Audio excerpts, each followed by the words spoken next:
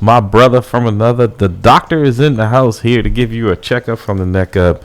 Good morning, my brother. How are you? Everything looks good from the check up to the neck up. I'm doing very well, brother. How you doing? Good. You know, we were just talking off air, just about, and we'll get into that this morning. The violence that's erupting here in the city, not just with our adults, but with our young folks. And I guess, working in the unit that I do, I'm getting a up close look at it, and it's disturbing. Yeah, brother, it is. You got the ringside seat. Yeah. To all the chaos. And I was saying to you off air, Dr. Brad, it's to the point where it bothers me, but it doesn't surprise me anymore. It doesn't shock me in the way that these things should be so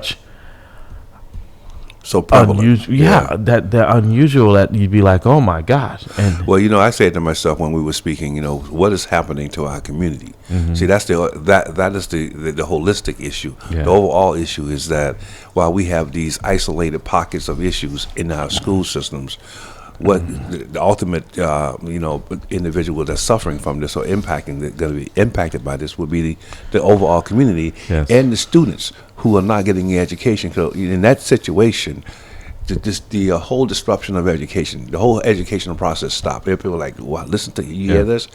I'm telling you, Larry, we have to do something other than having a press conference. I agree. And we're going to talk about that in this 7 o'clock hour. But before we go any further, I know Pastor Slobbs is over there multitasking. But if you wouldn't mind, open us in prayer. And Lord knows we need prayer. Yeah, we need it hard. Absolutely. Father God, we do thank you for your grace. We thank you for your mercy. We're so grateful to know that indeed you are all powerful, you are all knowing, and you are a very present help on a time. And so, Father, we come to you this morning asking you to first and foremost to forgive us of anything that we've done or not done, and to wash us in the precious blood of the Lamb. And Father, to continue to set us apart now for your service by your power of love that's perfect, that our soul look up with steadfast hopes, our wills consumed and yours, that the words of our mouths and the meditations of our hearts be acceptable in your sight, as you will honor our strength. You are our Redeemer. Now unto you, who's able to keep us respectively from falling and to present us faultless before the presence of your glory with exceeding joy. To you we give all the glory, all the honor, all the power, and all the dominion in our lives from this moment and throughout all eternity. In Jesus' name, amen. Amen. So we want to thank our sponsor, Guarantee Rate Mortgage Company. For all your mortgage needs, give branch manager Cora Holbrook a call at area code 508-345-4726.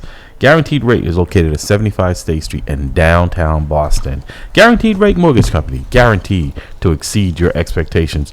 And also on that note, folks, today, October 22nd, yes, we are live here in studio, Saturday, October 22nd, 2022, from 11 a.m. to 2 p.m., Lunch and Learn at Mamleo headquarters with Cora Holbrook and her team. You can join us to help let you navigate the ins and outs of real estate buying in this challenging market. We will give you insight on what affects your credit score. For those with credit challenges, we will give you helpful information.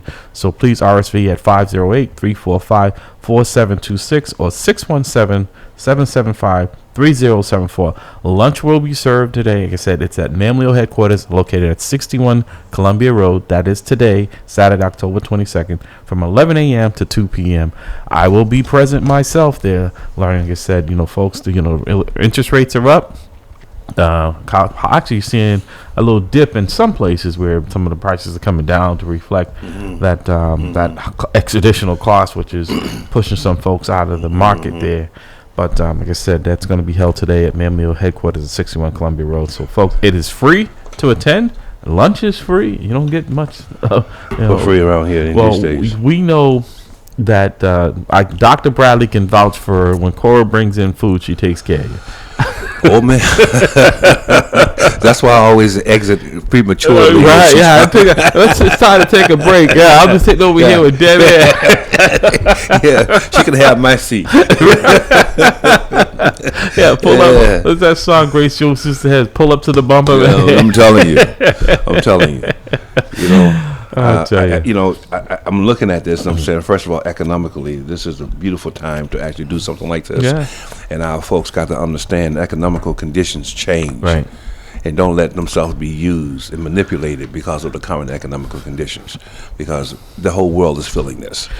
the whole world is feeling it. And that's what folks understand. It's not just, here in the United States. This is a worldwide, and the pandemic brought a lot of this on, because when you look at unemployment here in the United States, it's under 3%. It's under 4%. We are doing better than most countries, right. And a particular political party, the Republican Party, is using fear. That's right. To get people, to make sure that get people to come to their side. Right. But listen, whenever you shut down your supply side of your economy, and then all of a sudden your demand side comes up, and that supply can't meet that demand, it's called price increasing, because you have a higher demand than you have a supply. It's simple economics, people. Don't calm down. Well, just calm down. But also the myth that somehow if the Republicans take over the Congress and the Senate, that they're going to do better. They've already told you one thing they're interested in doing is removing more of your rights. Exactly. They're going to do better for them. That's right. They're not going to do better for you. That's right. Because they're talking about crime. They're talking about these are all fear tactics. These are things. These are techniques that they have been using for years. Yeah. But let me tell you something.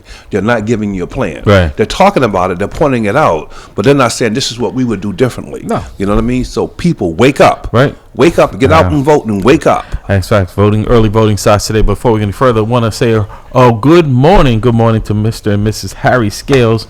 I want to say good morning to that brother and his beautiful wife. Good morning to them. Also, good morning to Brother Jamal out there. I know he's usually listening this time of the morning. Also, Brother Rhodes Pierre. So say hearty good morning to that brother for the work he's doing out there in the economic world. And like I said, Dr. Bradley, you have more frequent flyer miles than I do, so I'm gonna let you take this one. We're heading to Indiana, as my brother Bridgeport. Indiana, here we come. Yes. Here we come. William Bridgeport. He probably said, "Why they forgot me? They forgot me this morning." No, we forget you, brother. No. It's always a pleasure. Absolutely. And thank you for listening, being a loyal listener. I know. For us, it's a long distance listener. Yeah, right? absolutely. Absolutely. Also, our sister Oz down in Australia, who listens in from all the way down under. I think they're in the summertime, because I know around this time one year, Pastor Hobb was down there basking in the sun, and we were up here freezing. Yeah, he was basking in the sun and buying those shoes, man. That's right. He came back. Brother came out with some fancy shoes. Yeah, I know. Man, I never saw a blue gator, man. Well, that might have been a kangaroo. That might have been a Joey.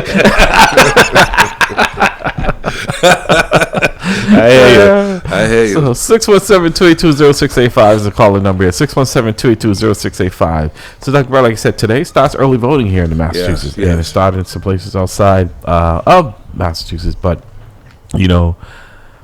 there's a lot of questions on the ballot. I can't even get to all of them, right? So, folks, like I said, don't just go in there, because a lot of the questions are designed to confuse you, right? Because if you look at question 4, for instance, right? Question 4, and you look at the commercials that I've seen. It's question 4 has to deal with whether or not to give people here who illegally a driver's license in Massachusetts to drive a motor vehicle. But if you watch the commercial, it says about safe roads. You think it was to whether or not to building roads. So it's very deceptive. So you have to read these questions, and I point that one out because there are a lot of them. There's the one on there about dental. Question 2. There's a lot of questions on the ballot this time. So it's going to take you a little while. Well, this is my wheelhouse as a doctorate in public policy. Okay.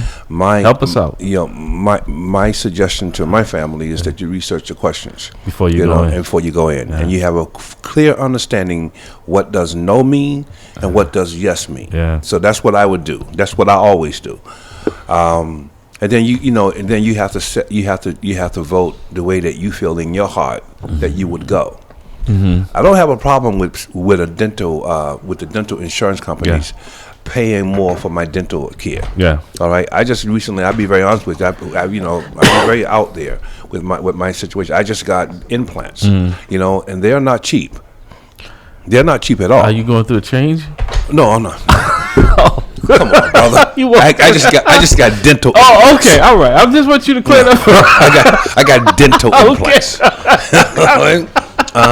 And man, I should have known. I walked smack right into Who you that think one. you talking to? I should have known. I'm like, okay. I should have All known. right, But I want to share that. I want to share that with my community Okay. because we have to take care of our teeth, and those things are very, very expensive. Yes. So I don't. My have brother just got it. I don't have a problem with the dental insurance being required to pay more for my health insurance or my dental insurance as opposed to administrative costs. Right. Don't have a problem with that. Right. But you have to read those questions carefully and research those questions before you go in the poll. Yeah. It's too late. Yeah. You can be easily manipulated Yep. and tricked when you're in the poll, and that's your first introduction to that question. That should not be the case. Right. And you can get a copy of these questions online before you go in. So I think it's easy if you do that because then you already have in your mind. You've read it, you understand it, and you can put in yes or no next to the question. So when you go in, you have your little cheat sheet, right, to go ahead and answer your question. I don't know, Pastor Hobbs, if you've got that video queued up. Okay. And one of the things that I'm sitting back and I'm watching the television, watching the myriad of ads that are coming at me, and I'm saying to myself, here I have these. We are a two political party country. Yeah. All right. I have one party who has definitely felt their responsibility to hold criminal enterprise. Absolutely, to hold democracy principles intact. Ding, ding. Yeah. And that's the Republican Party. Right. And so I'm angry with them because I felt like you changed the electoral college and change its responsibilities. I'm getting a little heavy here, but my point here is that that's your responsibility to make sure that you hold our democratic principles and our democratic institutions intact. Yeah. And you allow this mega wing or this cult, this pretty much, to actually take over your party. And now all you're going to talk to me about is you're going to use the fear tactic, Right. so that I'll vote for you. Right. No, what are you doing to address the problem? Yeah. Don't just tell me that I have a problem that there's a problem that I can clearly see. Right. What is your plan to address it? And if you don't have a plan to address it, why should I vote for you? Right. Well, I'm gonna play it here on the phone. I saw, but listen to what's happening down in Florida. Talking about voting, right? Oh God. I know we have a caller on the line. Good morning, caller. Welcome to the roundtable. Oh, peace. Good morning. How y'all doing? This is Jamal calling. Good morning, brother Jamal. Well, good morning, sir. You know what I'm doing here, right? Listen, I got triggered already because that one question, I am so against it, and I know a lot of people are going to be like, "What?" But I have a story to tell with the allowing, and I want to get that's question 4, right? I want to make sure this is illegal immigrants getting licenses, right? Yes, it is. That's question 4. What kind of licenses, though? A driver's license. Okay. Okay, so now I wouldn't mind people, let's say, who are seeking asylum, people who have applied, all that. But if you were here illegally, I don't think you should be able to get a driver's license. Why not? Okay. Well, so let me tell you this part of my story. So you've heard me talk about my wonderful, beautiful daughter, right? Well, I have child support to this day that I do not owe. Okay, $48,000 of child support currently. I should be picture me should be in the post office. Yeah. Okay, I do not owe that money. The court made an error. The court refuses to correct that error. I've been going back and forth with court for them forever. Blah blah blah. But in the course of all this that has been going on, they've taken my driver's license 4 times. Now you're talking about a person. For me, when I was a kid, I was back in the day where I got my driver's license as soon as you could. My birthday is like funny or whatever, so I was able to get mine at like 15 and a half instead of the 16. Yeah. So I got mine as soon as available, and I've been driving. When I was a kid, I had a couple of accidents, but since I've been 19, I haven't had no accidents. I got a step 9 on my driver's license. I got a great driving record. The only blemishes on my record are 4 suspensions due to child support, once again, that I do not owe. So here it is, as a born citizen here in Boston, tried to follow all the rules and da-da-da-da, and my license can be taken for something that, even if I did owe the child support, wouldn't a driver's license help me get money? Right. Well, so Jamal, I hope you got a few minutes because it's a great segue. I want to just play this piece here to your point there, is that people down in Florida, black people in particular, are being arrested. I don't know if you saw that, Doctor. Are being arrested. I'm aware of it. I'm aware of it. I see your face. Yeah, I saw that too. That's crazy. So listen to this piece here, folks.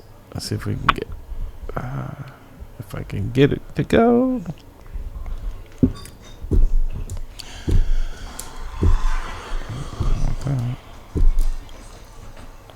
So while we're waiting for to queue up, yeah, I mean, and so to your point there, you know, folks who are citizens, you know, can't vote in this country. A 2018 Florida amendment restored the right to vote for many felons in Florida, but new video is raising questions, showing people with felony convictions being arrested by Governor Ron DeSantis' new Office of Election Crimes and Security. Take a look. Apparently, I guess you have a warrant? For what? I'm not sure. For voter stuff, man. Why is y'all doing this now and this happened years ago? I don't know. I have no idea, man. This is crazy, man. We're joined now by Neil Voles, Deputy Director of the Florida Rights Restoration Coalition. Neil, thank you so much for joining us. Many felons have their voting rights restored when they come out of prison, but for some, it's a process. Can you explain what the process is? Yeah, you're right. When Amendment 4 passed, it restored voting rights for 1.4 million people in the state of Florida. However, in order to be eligible, you have to complete your sentence. And for many people, that includes paying restitution, paying fines and fees, and therefore it becomes a much more complicated matter. And what do you think of Governor's Election Crimes and Security Office, which is identifying these cases? Yeah, I got to tell you, I mean, I was watching that video, and I think that video does a very good job of putting a human face on a broken system, a system that's gotten worse by deciding to criminalize voting. We have a voting system that cannot verify eligibility for everybody on the front end of the process. So people are getting their voter ID cards and then years later are being arrested. And a lot of them, it seems like it's coming as a surprise. They have no idea that they've done anything to break the law in these scenarios. The Tampa Bay Times reports one woman arrested, registered once, and then updated her address and completed another registration form and was given a voter registration card on both occasions. A man said that someone at the DMV told him to register. Do you think that the state holds any responsibility? In some cases, it seems like it's a matter of confusion. Yeah, at the end of the day, the state is responsible for voter verification and the management of the voter rolls. If you can't count on the state to verify your voting eligibility, who can you count on? As you mentioned, you see people from all over the state, people who have talked to government officials, have gotten voter ID cards from the government, and they are making the assumption that they are eligible to vote. If you think about going into the DMV, you know, say I'm a 13-year-old, I go into the DMV and I ask for a driver's license, and they give me a driver's license and then arrest me 3 years later. None of us would stand for that. We recently saw a rash of about 20 people who were reportedly arrested. If convicted, they face up to 5 years in prison. Do you think that there's a chance that some of them might have to actually serve some time for trying to vote? Well, what we're seeing is a mixing of legal standards. There's a legal standard to remove somebody from the election rolls, and that includes the basic presumption of the facts. And then you have a much higher standard to prove somebody was committing fraud, and that's to prove beyond a reasonable doubt. It's one of our constitutional rights, and we know that that's a much higher burden for the government to meet. I mean, I think it has to be said that if you look at all the videos, it looks like the majority, if not all of the people who are being arrested are black. Does race and party lines happen to play a role here, do you think? Yeah, I got to say, as somebody with a felony conviction myself, I'm always sensitive about trying to label actions or understand people's intent. So I can't necessarily go there, but I can definitely tell you that there's an impact in our community. And to your question about the impact of race, we know that the criminal justice system in our country disproportionately impacts African Americans, and we're seeing that play out here. At exactly the same time, the 1.4 million people in Florida impacted by Amendment 4 are people from all walks of life, all over the state. The Republicans, Independents, Democrats, and we know that these issues are much bigger than partisanship, much bigger than one election or one office holder. This is about really sacred stuff here in our democracy and our republic. What do you think is the solution here to preventing more arrests? Well, we think that what we should do is what other states do, which is have a voter verification system that's automated on the front end. I'm a returning citizen. I'm somebody with a past conviction. If I were to go apply for food stamps or some sort of government services, you bet that they can determine my eligibility quickly on the front end, and then everything proceeds from there. People should be able to get assurances on the front end so that there is no confusion as people move forward, let alone arrests in our communities and across our state. It's very, very troubling when we see Florida citizens getting arrested for voting. Seems like a simple solution there. Neil Voles, we thank you so much for your time. Really appreciate you coming on the show. So there you have it, folks. This is down in Florida, but don't be, like they say, coming to a theater near you. Now, these are folks, Republicans, who saying that there's crime out there, crime is running rampant, but we're spending our time arresting folks. You're spending your time. You're spending your time and your money. Right, arresting folks for voting. For voting. Mm-hmm. There's a message in there. It's not about the vote. It's to intimidate anyone who may have any idea or whether or not they can vote if they've been convicted of a felony, right? I mean, like they said, it amounted to a poll tax when you didn't pay your fees. What does that have to do with you? The first thing that I said to myself when I heard about it was, here we go again. These are the same tactics they use in slavery. These are the same tactics they use in Reconstruction. They're using the criminal justice system, which is slavery in a new name, in a new form, and then anyone who's in that system, they're alienating and ostracizing and undervaluing these individuals and preventing them from exercising their rights to vote and do other rights. The other thing is that when this man was talking, he was pushing this whole idea of facial neutrality. It happens to all of us, but it doesn't really, but they're coming after the black people. Right. The white people can have the felonies, but they're not coming after them. Well, they're coming after the black folks. They're arresting the black folks. And it even showed down there where there were Republicans who had felony convictions, and they were given community service or something that they weren't even arrested. They were notified. In a way they didn't. This was intended for an intended audience of folks, black folks. It's fear. That's right. It's fear. I mean, in many cases, fear is much more pernicious than crime itself or the act itself. Right. So if I'm sitting there and I'm also a guy, I'm black, and I see you get arrested, I'm like, well, maybe I should back off here. Right. And so he's getting what he wants. DeSantis, that's who I'm talking to. Right. He's getting what he wants. He's getting black folks and people of color to not even think about going to the poll, which is the exact same thing they did in slavery. Right. Suppressing numbers. And yesterday, most recently, the judge threw out one of these things. So looks like folks are saying it's going to be the catalyst for the rest of the arrest of folks for this. That's going to be tossed out. That the judge said, "Hey, we know what you're doing here, and we're not going to be a party." I mean, you're speaking in terms of Latin stare decisis, where the judge would actually look at previous cases under the same situation, and they would actually begin to, use that. Right. But that's the damage is done. Yeah, but, I mean, that's the praxis. Right. It's not necessarily the requirement. Right. You know what I mean? The judge can look at it and say, well, this judge who had under the same set of facts kicked it out, so therefore this case mimics that fact. I'm going to kick it out as well. That's praxis. Yeah. But if you got someone who's a DeSantis judge, then you might get something entirely different. So Jamal, back to you, brother. So like I said, today starts early voting, and we know where you stand on question 4.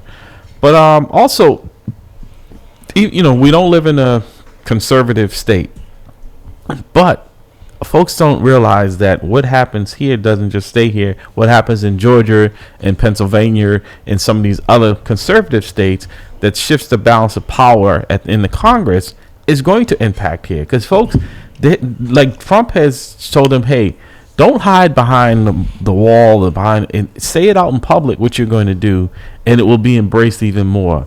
And so we're seeing that. I mean, just tell people lies. They'll believe it, right? Just tell people, who are you going to believe, me or your lying eyes? We just was applauding this, for instance, Roe v. Wade being overturned, but we're saying we're not. And then when Lindsey Graham says, I want to nationalize this, and they're saying, well, no, trust us. If we get in there, we're going to leave this up to the states, right? States' rights. Yeah, but the argument is, the rebuttal to this is, your abortion rights are not eliminated. You know what I mean? Roe v. Wade was overturned, but you still have a rights to abortion. Well, we just give it to the states. Now, you know what that means. Right. You know what I mean? That means that any state can do whatever they want to do, and we're not going to touch it. That's right. You know what I mean? So if you get to Florida, or I would say the old Confederate states, you know what I mean? That sense of confederacy is still there. Although the people who fought in that war, they're long gone. Yeah. But the Confederacy, that whole sense around, you know what, I want a certain people to always be beneath me, that's still there. Well, that's it. So, Jamal, Dr. Bradley raises some very good points here, but I'm saying, why are we still so complacent when it comes to voting and what the history of voting? And we're seeing it right here. We're reliving how our folks what they had to deal with back then just to vote. Well, first I want to start off with the whole thing of we're not a conservative state, because there's a common thread that still runs. Up here, folks like to look down on the South and think that they're so sophisticated up here and call themselves liberals and whatnot. But up here, what manifests itself as the elitism, the parochialism, the territorialism. It produces the same effect.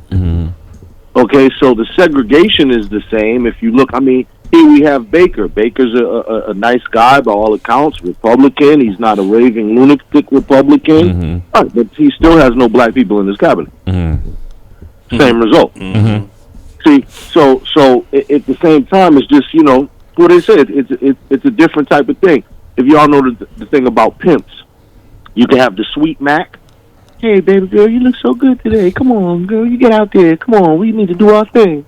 Or you got the gorilla pimp. Girl, you better do what I say. Boop, boop, boop. You know what I mean? So there's two different. I wouldn't even know those terms, man. But go on. Wow. He was never on the Vice Squad. Huh? No, I wasn't. Well, yeah. So those are, and that goes through life. Those are the two ways of persuasion. The carrot or the stick. In this way, the carrot is the treat, or the stick, they beat you with it. Yeah. So there's two ways to do things. So I want to start with that first. So here in Massachusetts, I think the black people have felt the pressures of that system for a while. We are disenfranchised. We are divided. And also, too, there has not been anything that has really brought us together. To unify us. And if y'all remember COINTELPRO that talked about, a movement or a leader that would electrify and unify the people, we really haven't had that, let's say, since something like Mel King. And even Mel King, whose birthday was the other day, happy birthday, Mel King. Yeah. But, even somebody like Mel King, who did electrify the people, but still lost because, they had more electrified people on their side. So we're still fighting an uphill battle here in Massachusetts. Mississippi, and we're outnumbered. Well, according to the population, we're that Boston is supposed to be a majority minority city, but we're not seeing that reflected in the voting, right? So first of all, that population that's deceiving, right? And a lot of people tell statistic and make it like, first of all, like that's all black people, and it's not. Right. So that's a very deceiving great point statistic.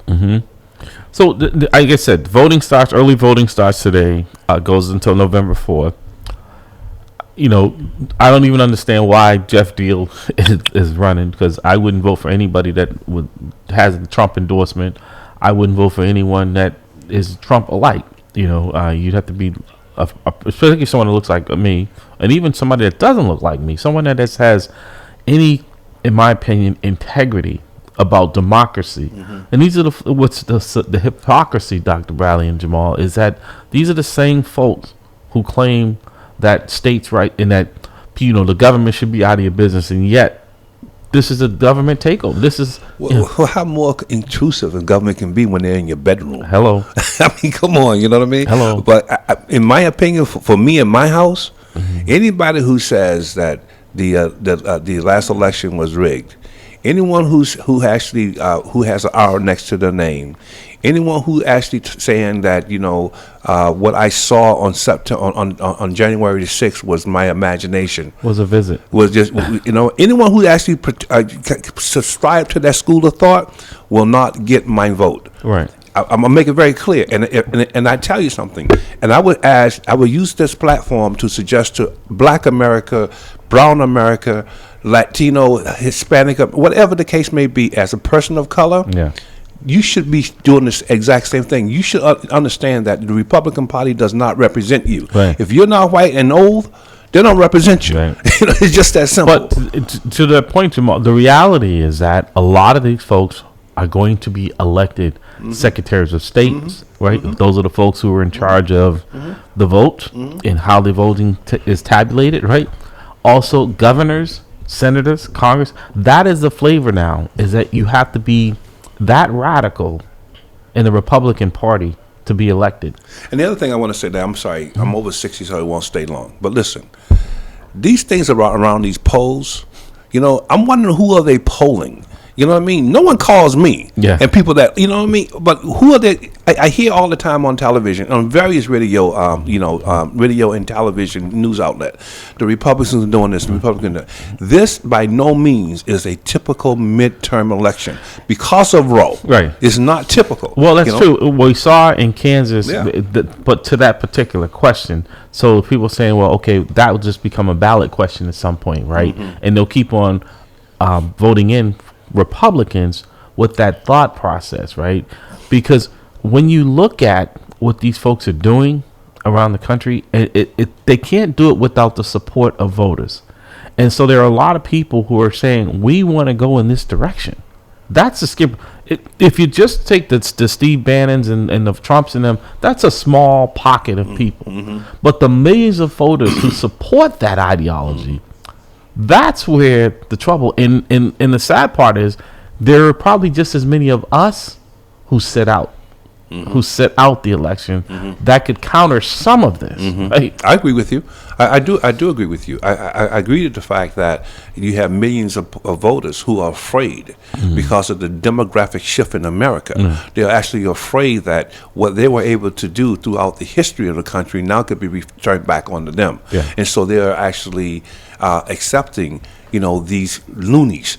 At one point in your daddy's or my father's time, your mother and father's time, the Republican Party was entirely different. Right. It was an entirely different ideology.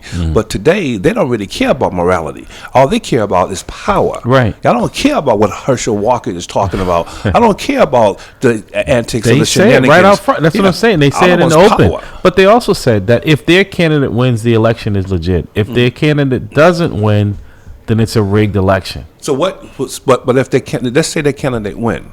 So what is preventing the Democrats from saying, "Well, this is rigged"? Well, but I mean, do we go there? To turn their, their position on them to say, Right. "Well, your election is illegitimate because it's rigged." Right. What is preventing that from happening? So Jamal, with that point, do you see this country heading towards an authoritarian society where because we have one right now in front of us with Vladimir Putin, right? So people have real time on what dictators, how they operate, right? Because people think that somehow when these folks come after this, they're only coming after Democrats. They eventually get to you, and then you find out you have no rights. It's just like the folks in Russia, right? They don't have any rights. They have to believe. They can't even say that a war is a war. Trump wants, like Dr. Bradley said it early on, Trump was running for king. Everyone else was running for president. And we're seeing the effects of the politics in this country are heading in that direction. Yeah, well, I think one of the big dangers now is too, and I would say, Dr. Bradley, the last election, it was rigged, and they tried to rig it, and it didn't work. Yeah. But as we see now, what they did is, and this is a big danger. I was just talking about this last night with a group I speak with, but because poll workers and such are mostly volunteer positions that generally nobody's beating down the door to try to get to, right? And now in the past years, as things have gotten so politicized, a lot of the MAGA people then became involved in their poll watchers, local, exactly, Yeah. county elections and so on and so forth. Yeah, because even And Mike so, Flynn, who was convicted of a crime, who was his national security advisor, is going to be a poll watcher. What? Yeah. Mm-hmm. Yeah. He's going to be a poll watcher. These people should be eliminated from that doing things. They should not be allowed to do that. Yeah. Exactly. And I mean, now too, we also understand that there were, votes that were thrown out. If you've heard about, all this type of stuff, but they try, they say that on the Democratic side, but really it was on the Republican side. If you find out now, they had a lot of operatives who were doing things to actually try to disrupt the vote. Well, And you saw down in Arizona, she was the secretary there. She brought the Trump's people in there, and it was all on video.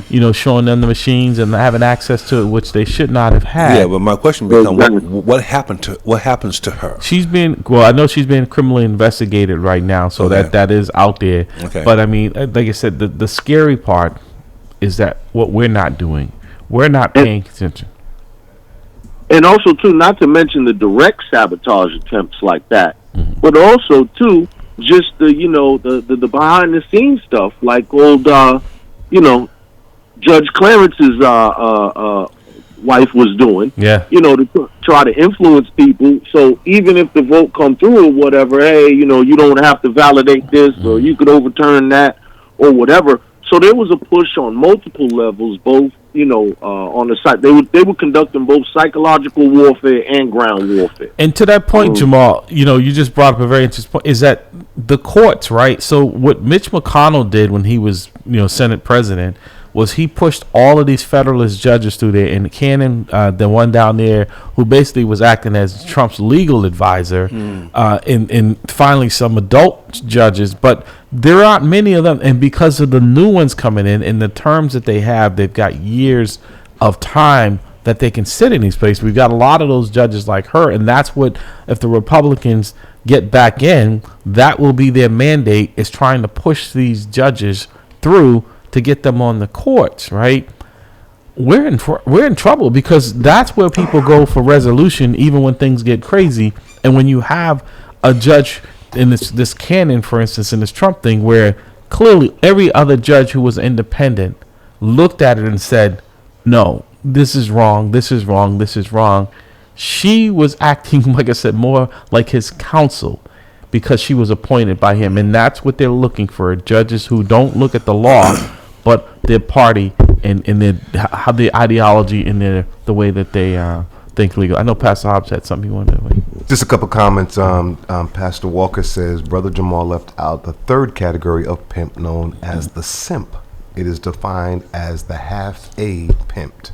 And Denise Stepina says, good morning, gentlemen. Good morning. She should be sitting here. Good morning. Yeah, I know. Good morning. Exactly. Good morning. We got the seat here. The seat is wide open. That's right. Empty. Come on over here, Denise. Give Pastor Hobbs a break. Exactly. But listen, I'm afraid that the politicalization of our court system is the beginning of the end of the court authority.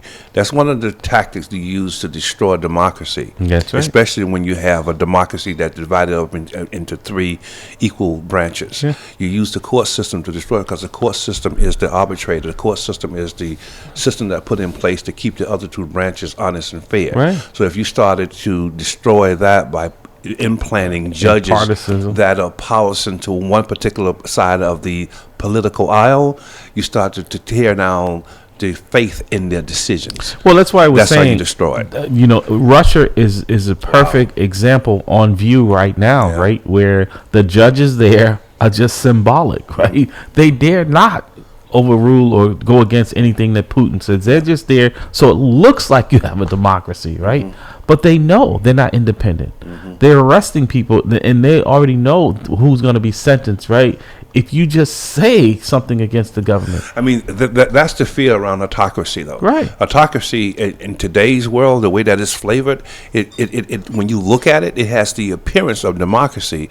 But when you pull back the curtain, it's operating. It's the guy, the behind the curtain. They don't believe that guy. To that man, but he's the guy that's running the show. And if you think about it, Trump made a comment. I think he was meeting with he was in Asia, and they talked about lifelong leaders, and he said, well, maybe we should have that in America as well, but we'll talk about that later. Well, you think of all the people he's warmed up to, Kim Jong-un, all dictators, Putin, exactly, the Saudi Arabian prince, so that's what I'm saying.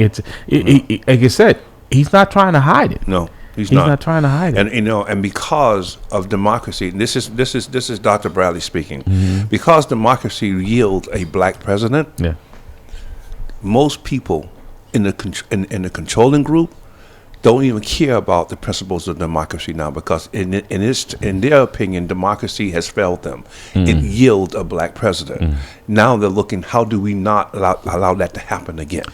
Yeah. So when we do that by not embracing democracy, you bring in autocracy or another form of government. 617-282-0685. 617-282-0685. You listen to At the Round Table with Mamleo. Also, folks, again, a reminder, today at Mamleo headquarters at 61 Columbia Road, Lunch and Learn.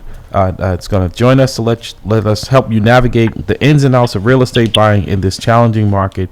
We'll give you the insights on what affects your credit score. For those with credit challenges, we will give you helpful information. Ms. Cora Holbrook and her team are going to be at Mamleo headquarters today from 11 a.m. to 2 p.m. serving lunch, but also serving you a lot of knowledge and helping you out. So if you know anyone that's looking to purchase a home or just trying to get some information on it, like I said, not many things are free, and sure they don't come free with lunch. So like I said, Cora usually has a good spread. So she does it up. The lunch is worth it. Just showing up for lunch. Then you'll get some knowledge as well. Yeah, you get a full belly and a full mind. Yeah, exactly. I like that. Yeah. Jamal, like I said, early voting starts today here in Massachusetts, in the city of Boston. I was at the polls last, and most of the votes that were cast that day were absentee ballots. Folks had sent them in. I was at the polling place from 7 a.m. Actually, it was early to be there, but they opened at 7. I left at 4:30, and I would say 90% of the ballots that were cast that day, sad to say, were absent. It's good that they were cast, but it was only like when I left, there were less than 150 people had voted all day, and 90% of that was absentee ballots that had been counted. Why are we just so lackadaisical about engaging in this? I know you're someone that's not, you're always on top of this, but it seems like the generations that are coming behind us, Jamal, they're less, almost like they think that someone's going to come and save them without holding those persons accountable. I don't know. I think, once again, the voting is that I don't think that people really, they haven't bought in because they don't feel like that there's a direct benefit. So despite folks attempts to say voting is going to make your life better, people don't believe it. No, I don't believe that either, but I think that if like this, because I understand the history and what our folks died for and others, it's I have an obligation to cast my vote, and then I can push to make sure that what I voted for or who hold people accountable for what they said they were going to do actually comes to fruition. But I can't complain, I guess, as much if I'm sitting on the sideline and not, like they said, the only way your vote doesn't count is if you don't cast it. Yeah. So once again, it's just the fact that everybody don't think like us. Yeah. So the majority of people are just bogged down in everyday life. They don't see politics as even valid or a part of their life, so they generally don't participate. They are literally the epitome of disenfranchised. They're citizens, but they don't even feel like citizens. They're just slogging away at life and trying to make it day by day. And none of these things, you'd be surprised like how many people just don't even watch the news or just have no idea of like what's going on, period. Especially younger generation. No, you're right. You think, I guess I try to be a little optimistic, Dr. Bradley and Jamal, is that when I say, okay, well, when folks see people being arrested down in Florida for just voting, right, that they were told that they could vote, that would be enough to say, hey, wait a minute, these folks are getting arrested for exercising a right. But I think the point there, though, your premise is if folks see it. We're arguing that folks don't even see it. Yeah. They don't even think about that. Yeah. You know what I mean? Because they're so busy with the different parts of life. Social media, they know more about celebrities than they do about reality. Exactly. They don't. I mean, you pull a couple of young kids out there now and ask them about what's happening in Florida. They'll probably say, "Well, they got Gators." You know what I mean? Well, they have the Florida State football team. They're not even thinking about black people being arrested for voting. Yeah. So that's really not. So how do we educate them? But that's what I mean. My hit is. How often do we engage in behavior that we do not value? Quite often. We do not value that behavior. I'm arguing, and my side is that voting in our community is not valued. We don't really see the value of it. Yeah, Jamal said, right. Yeah. So, which is another way of what is. I agree with what Jamal is saying. So, how do we change it, though? How do we change it? We know the problem, right? Do we have any solutions, Dr. Bradley, Jamal? I mean, I feel defeated here that that we're just spinning our wheels like a hamster. Well, I feel defeated as well. I'm sorry, Jamal. Go on. So, some successful things in the past. I mean, literally, unfortunately, it has to be made cool. Pop culture. So, for instance, as you know, James Brown, say it loud, I'm black and I'm proud. Okay. Then everybody's saying they're black. Everybody's moving from the perm to the afro. Not everybody, but many people. Because, he popularized that type of idea. Black Power, the slogan, which actually came out during Lowndes County, Alabama, during the voting registration drive and so on and so forth against the Klan and whatnot. But in any event, all of these type of things, there seemed to be some sort of popular wave that was going. Yeah. In the past, there's been people like Puff Daddy and them who did Vote or Die, or I forget the other one that was Russell Simmons, and da-da-da-da. And even here, local examples like Ron Bell, Dunk the Vote.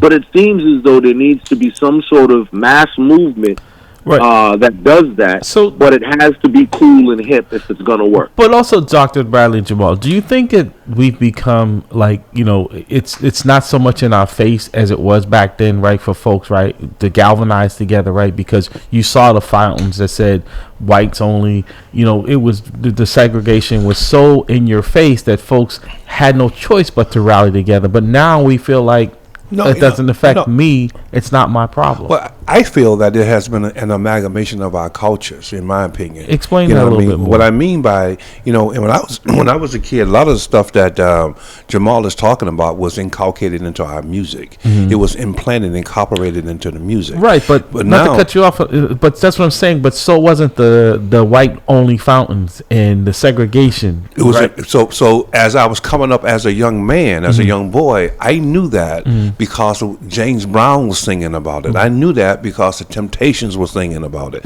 What I'm saying now with the amalgamation of cultures, you can't really distinguish between black music or white music.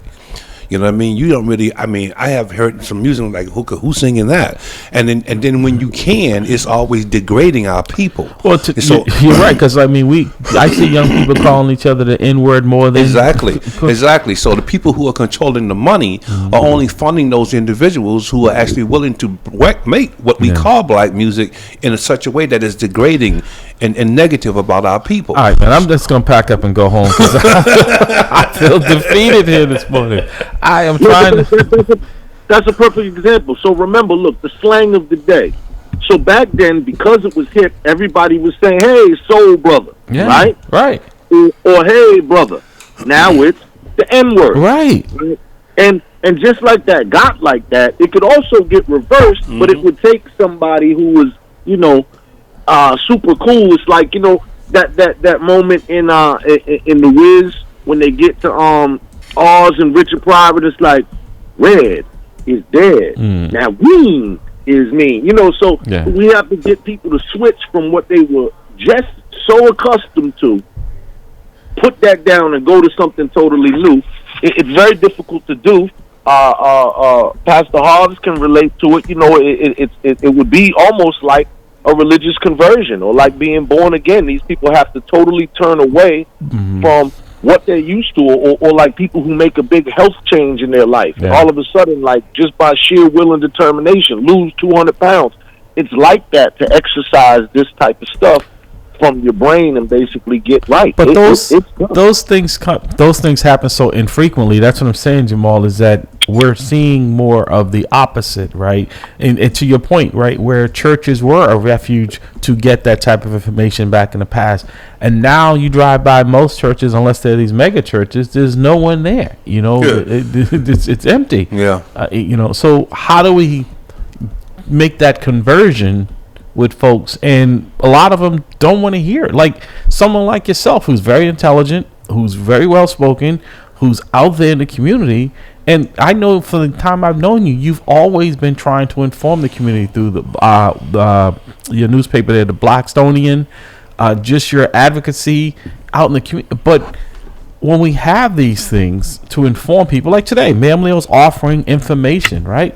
I'm sure the turnout, because it's about home ownership and buying, right? But yet folks complain about being displaced in their community, right? So we're offering an opportunity for folks to try to help them to stabilize themselves, but we don't. But yet if there's a giveaway, right, we show up and we show out. How do we change that mindset? Well, what's important to our community, to ourselves, to our mere existence? Gentlemen? Yeah, I mean, it's difficult, but I mean, the ideas that I have too are really incorporating some of this in the schools where the kids are young. Even back on Touch FM and all that. Y'all remember the call back for civics in schools and all this type of thing. I think kids who are 18 by the time they graduate should already be registered to vote. I think civics should be back. I think home economics should be back. I mean, I think they should learn basics about economics, at least how to balance a checkbook and know about taxes and so on and so forth. A lot of things that I would change just in the curriculum of the school system that would put some of these things in there, and kind of like a life skills class. That would be an elective, but it would be a condition to graduate. In my opinion, there's a reason why the slave master didn't make sure or killed the slave when he found out that he could read. There's a reason why There's a reason why the slave master ostracized white folks who was teaching black people how to read. There's a reason why our system, people in control, removed civics and all those other life value education pieces from our school system. And why they don't want us to learn the real history of this country. There's a reason for that. because the reason, in my opinion, the reason is that it's easier for me to manipulate you when you're ignorant. When you're intelligent, I have to go through a lot of hoops to get you to even remotely think about what I'm talking about. And I got to make sense. That's one of the things that buffoon that we call Trump, and I call it what it is. One thing that he said that was correct. I love stupid people because it's easier for me to manipulate them, and that's what the bottom line here. So I think one of the things that we should do in this in this society is insist upon that learning about our government, knowing how it works, know the difference between the three branches of power. All that stuff should be right back into our community, and it shouldn't into our education system, and it should not be an elected. It should be a requirement. Yeah, well, Jamal, we got a couple of minutes. Fix this problem. Fix this problem, brother. You're one of the smartest people I know. Fix this problem, because I'm telling you, I'm just almost lost of words this morning, because I'm like, okay, this is the time. This is what's going to galvanize our folks. Seeing our brothers and sisters arrested for just trying to exercise their right. And here we don't even have those barriers, that we don't have a conviction for anything, and yet we don't go out and vote. Larry, what we see in Florida is only a small portion of what we would get if DeSantis or the Republicans win and control our government. He's showing you exactly what's going to happen. Like Maya Angelou said, when someone tell you who they are, believe them. Yeah, believe them. You see it. Yeah, I mean, that's what I'm saying. We show up for things that are not important more than things that are. And I don't know how we change that mindset. We are more tuned in. Like I said, I'm growing up, the Sunday paper was so thick. My mom used to send it. That's the only paper, because there was advertising. I mean, now the Sunday paper looks like the daily paper. It's so thin. But also, I get it. Folks are getting it, but they're not getting news. I remember when BET was bought out, the first thing they got rid of was the news. And it wasn't like it was a whole lot of it. It was an hour every day around 6 o'clock. But it was news that impacted us. Without radio stations like this, like here in Boston, it's really sad to say that there isn't a daily This is it. discussion such as this Yep. on any radio station here in the city of Boston. This is it. This is it. Go ahead. You had a comment? Just Patrick Wilson is saying, good morning, gentlemen. Good morning. Peace. Yeah. Jamal. Yeah, I mean, that's it. We said it all. I mean, really, it's not an easy fix. It's not an overnight fix. So we just got a lot more work to do. It starts with the youth as well, and we need an agenda, and we also need to infiltrate this curriculum in these school systems, and community centers, and each one reach one. And that's a great way for our segment for our next in our 8 o'clock hour, as we talk about our youth and the violence that we're seeing exhibited in our youth in our schools. We're going to be talking about it on 8 o'clock hour. It's just horrendous. Like I said, unfortunately, I'm getting an up close view of it because I'm dealing with it. But I'm telling you, I'm almost becoming numb to it, and that's not the way it should be, because this violence, and not just the youth, but their parents are now enjoying in it because they are feeling that their issues are not being addressed in a meaningful way. These reforms, and some of them were justified, but I think in some ways they went overboard here. We didn't have the problem that some of these other places have. Now we do have that problem, and we don't have anything in place to deal with it. So we're going to be talking about that. Brother Jamal, thank you, sir. Appreciate it. Feel free to call back. Like I said, we're going to get into this at an 8 o'clock hour. The violence here in the Boston. I know there was another young lady that was shot last night up in the Dorchester area. These things didn't happen back in the day. I hear you, brother. There was a sense of respect. So you listen to At the Round Table with Mamala. We're going to take our required break, and we'll be right back. Yep. Never get the chance to reach up. No, I came up from the bottom, always rooting for the underdog. I wrote 300 songs in 1 year. Boogie will tell you I'm on it. I got unreleased songs for days, they don't want it. Eat any MC in the game. It ain't a challenge if your music reflects who you are, then you's a coward. I can see through the lies, you ain't living what you spitting. If your money's so long, why your dog's in prison? Why your baby mom's stripping, why your